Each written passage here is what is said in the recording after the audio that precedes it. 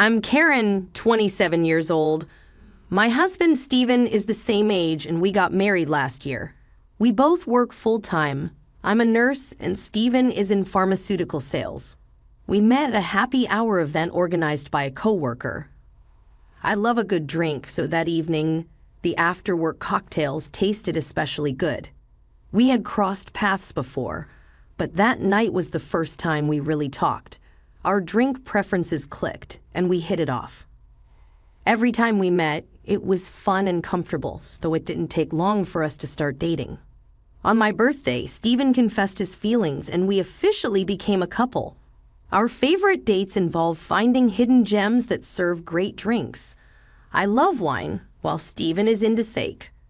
Our differing tastes actually make it fun as we get to teach each other new things. As our relationship progressed, I started thinking about marriage. That's when I learned about Steven's background. His parents divorced when he was young, and he never knew his father. He was raised by a single mom, and they're very close.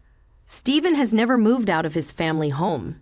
Is that a flaw, or does it show how much he values family? I tend to get blinded by love, and back then, I saw it as a positive trait. Steven is kind and incredibly handsome. I couldn't find any flaws. I felt so lucky to marry the perfect man that it scared me. I had no idea that a terrifying married life awaited me. Before the wedding, I often dined with my mother-in-law. She would always tell Steven, "Karen is like a daughter to me. Don't let her get away. Marry her soon." I always told Steven I felt happy hearing this and looked forward to becoming family. Steven, who's great with people, also had a stellar reputation with my parents. Everything went smoothly and we got married. Neither of us likes being the center of attention, so we didn't have a big wedding. After the wedding, Steven moved out of his family home for the first time. However, concerned about his mom, we chose an apartment just a 10-minute walk from his family home. In hindsight, that was a mistake, but it's too little too late now. My mother-in-law, who used to treat me like a daughter, changed after the wedding. She started treating me like a mortal enemy and began visiting daily. I gently told Steven, "I appreciate that your mom visits every day, but it's hard for me to relax. Could you ask her to come less often on work days?" Steven responded, "Why? We're family now. Mom gets lonely. She loves to talk and hates being alone. I wish you would be more understanding. This is my home too, and I can't tell her something I don't believe. If you have something to say it yourself. I won't." Steven doesn't accept my opinion. I was surprised by his unexpected response. From that day on, Steven would get moody whenever I mentioned anything about his mother. I started to hold back to avoid arguments. My mother-in-law took advantage of this. Before I knew it, Steven had given her a spare key. One day, I came home to find my mother-in-law cooking in our kitchen without asking. I was shocked to find her in my space, so my tone got a bit sharp. "What are you doing, mother-in-law? You can't just come in here without asking." Mother-in-law shot back, "What's going on with your fridge? It's practically empty. I have never seen such a lifeless fridge. Do you even cook? Don't tell me you're always buying deli items." I couldn't hold back anymore. "I shop for fresh ingredients daily. I've heard your fridge is always packed like a traffic jam. It's impressive you can manage that. I just bought ingredients today. Sure, we have deli days, but I also cook to save money. And by the way, deli food these days is pretty good. Don't you ever try it?" Mother-in-law wasn't backing down. "I'll listen to you. I would rather not have Steven eat food when we don't even know who made it. This is what happens when he marries an incompetent wife. I should have taught him to be more discerning about women." Sparks were flying between us once I started airing my grievances. I couldn't stop. "Do you see the shopping bag, mother-in-law? There's not a single deli item in it. I am busy, so could you please not get in my way? You're not even a guest anymore since you let yourself in." Mother-in-law stormed out, her face red. "I'll tell Steven about this." I had more to say, but she left. I knew I was in the right, although it made me uncomfortable. I wasn't wrong. I shook off the bad vibes and started cooking pot roast. Then Stephen came home, his face a splitting image of his angry mom. "What did you say to Mom?" she called me crying. "How could you be so cruel when she was just trying to help because you're busy?" I was baffled. First off, breaking into someone's home isn't a surprise. And if it is, then a burglar should be forgiven if they call it a surprise, right? This happened because you gave her a spare key. She could have come when one of us was home. It's not only unnecessary, but also intrusive. What about my privacy? I have no intention of apologizing. Stephen looked shocked and in one word said, "Please, can you two just get along?" He retreated to his room without eating dinner. I hoped this fight would make him more considerate. For the next few days, we barely spoke. I couldn't stand the tension, so I brought it up. "What do you want to do going forward?" "I don't want a relationship where we don't communicate. Let's talk," Stephen finally said. "Mom's remorseful. She was crying yesterday, worried you would never forgive her. The root cause was me giving her the spare key. I'm sorry, Karen. I didn't care about mother-in-law as long as Stephen understood. That was enough. My weakness showed, and I forgave him, even though I knew in the back of my mind, my fault is that I forgive it." Stephen immediately called mother-in-law. She came running, happy to be summoned. I had a bad feeling, but I was tired of fighting. If she would change her ways, fine. As soon as mother-in-law saw my face, it was as if a switch had been turned on. "Oh, I'm so relieved. I thought Karen would never speak to me again. I know I overstepped, and I promised never to do it again." Mother-in-law started talking in a voice as sweet as if she were talking to a cat. For some reason, I just have a bad feeling about it. She then pulled out a mysterious bag from her purse. "I met an old friend from college yesterday. She's unbelievably youthful and beautiful. She gave me some Chinese tea that's her beauty secret. I thought I'd share some with you. Not that you need it." I had a bad feeling but felt awkward refusing. Stephen whispered, "Just have 1 cup of tea with her. I'll make sure she leaves as soon as possible." So, wanting her gone, I agreed to drink the tea.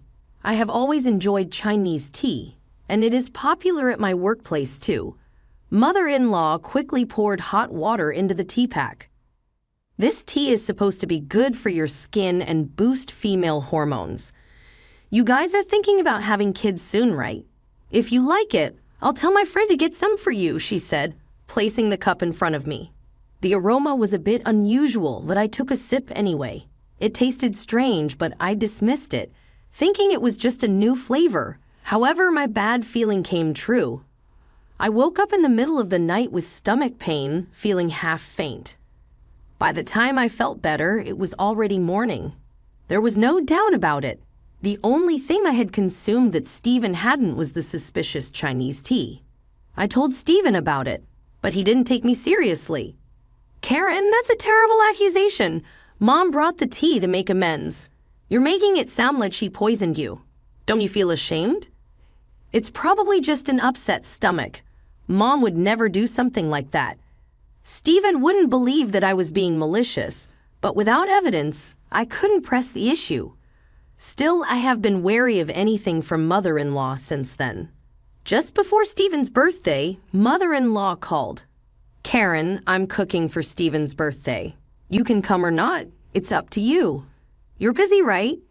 Maybe you should take some time to refresh yourself." She was planning to celebrate Stephen's birthday without me. I hadn't dared to eat anything from her since that day, and homemade food was out of the question. But I was planning to spend Stephen's birthday together, so I felt upset. "I thought we would spend his birthday together since we are newlyweds. I assume you have celebrated with him every year until now, so from now on it's my turn." Before I could finish, she cut me off. "Anyway, I want Stephen to come home." "You don't have to come, Karen. We can celebrate your birthday next month, okay?" I decided to leave the decision to Stephen. That night he said, "Did you hear? You're free to do whatever you want that day." He chose mother-in-law over me without hesitation, and I was getting fed up.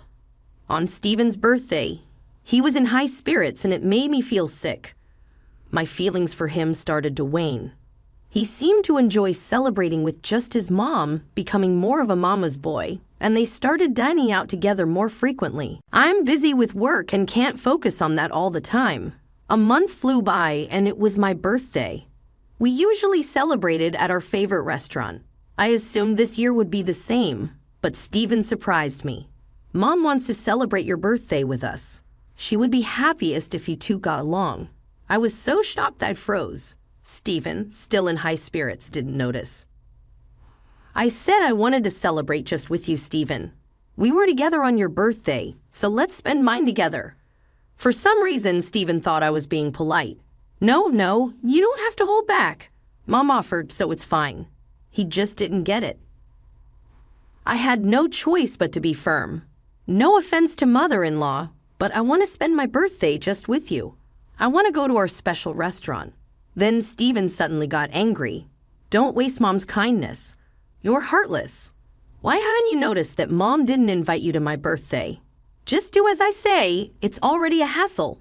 I was done arguing and then came my birthday. Instead of a restaurant, we were at home, and of course, mother-in-law was there. Neither of them seemed interested in my low spirits. I started to get angry as I saw them enjoying themselves in the kitchen. Then the lights went out, and the cake came in. I was angry, but the cake helped me cool down a bit. Before blowing out the candles, mother-in-law announced she had a gift. I bought a wine worth $5,000 for your birthday celebration. Let me uncork it right away. The packaging looked worn, and the cork was crumbling. Is this what they call vintage? Mother-in-law poured a generous amount of wine into my glass. Even in the dim light, I could see the wine was cloudy. Memories of the Chinese tea incident came flooding back. I took a small sip. What is this?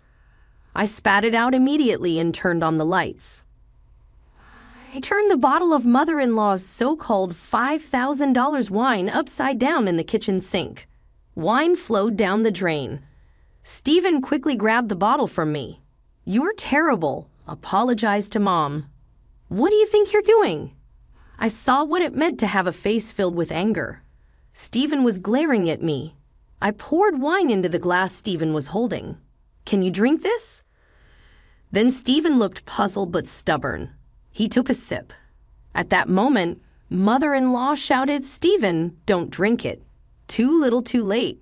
He spat it out immediately. What the heck is this? Mother-in-law took the wine away from Stephen in shock. Stephen asked, Mom, where did you buy this wine? We need to file a complaint. This is fraud. It's spoiled. Mother-in-law looked guilty and said, that wine was just sitting in the back of our kitchen. It's 50 years old. I heard on TV that it gained $1,000 in value every year. Vintage wines are properly stored in wine coolers. Upon closer inspection, the cork was more damaged than I thought. It was cloudy and smelled like mold. Even Stephen couldn't hide his surprise. What bothered me was mother-in-law's insistence. Don't drink it. I suspect she knew it was spoiled, but she would never admit it. I couldn't forgive mother-in-law for this. Can you please leave? I can't keep my composure. Just get out of my sight. Even as I said this, mother-in-law kept making excuses to Stephen. I felt invisible, but even mother-in-law, clearly uncomfortable, made a hasty exit. After she left, Stephen said something unexpected. Mom doesn't drink, so she wouldn't know. Good thing we didn't give it to anyone else. Even after all this, Stephen defended mother-in-law as if it were an accident. At that moment, my feelings for him cooled. My resolve solidified against Stephen, who defended mother-in-law despite what she had done to me. I have been turning a blind eye to his excessive attachment to his mom. I want a divorce now. I presented Stephen with divorce papers I had kept just in case. He was speechless. When he asked why, I said, ask yourself. You know how much I have put up with. I have reached my limit. Then without asking, on top of that, he deeply apologized, saying, I won't do it again. You're the one for me. He started confessing to multiple affairs. I had suspected infidelity, but I was shocked to hear about 4 different women. I had no more doubts. I decided to divorce him. There was no need for a private investigator. Evidence of his affairs was plentiful. During our discussion, he suddenly blurted out, "You'll regret divorcing a cool guy like me." Stephen said like a fool. I was disgusted at my own foolishness for ever loving such a man. Multiple affairs and being a mama's boy were more than enough reasons for divorce. To avoid complications, I decided to hire a lawyer, even if it would be expensive. Stephen initially resisted the divorce but eventually gave in, perhaps realizing the extent of his mistakes. He went back to his beloved mom. Later, it was revealed that his affair was with a coworker, and he was demoted as a result. Unable to be away from his mother, Stephen quit his job. He's apparently job hunting, but rumors spread fast. He can't find a job in the same field because his workplace affair became public. Still unable to separate from his mother, he ended up working part-time. Given his arrogant and unreliable nature, it's unlikely he will keep the job for long. I need him to work steadily to pay me alimony. For now, the payments are coming in without issue, so let's call it good. I later found out that mother-in-law who had acted so high and mighty was a hoarder. Stephen's family home was literally a trash place. No wonder they never wanted me over. Eventually, the stance became a nuisance to the neighbors and the police had to intervene. The thought of drinking wine from that house still makes me sick. Stephen can live in his trash place and work his random part-time jobs with his beloved mother-in-law for all I care. I may have returned to my old life, but I'm happy. You're just not being tormented every day. Stephen won't be coming to my workplace anymore, so that's a relief. In hindsight, Stephen had good looks but nothing else. The fact that he's making the alimony payments is a plus, I guess. Breaking up made me realize this. Love is indeed blind. I have learned my lesson. This time I'm putting romance on hold for a while. I want to focus on my career.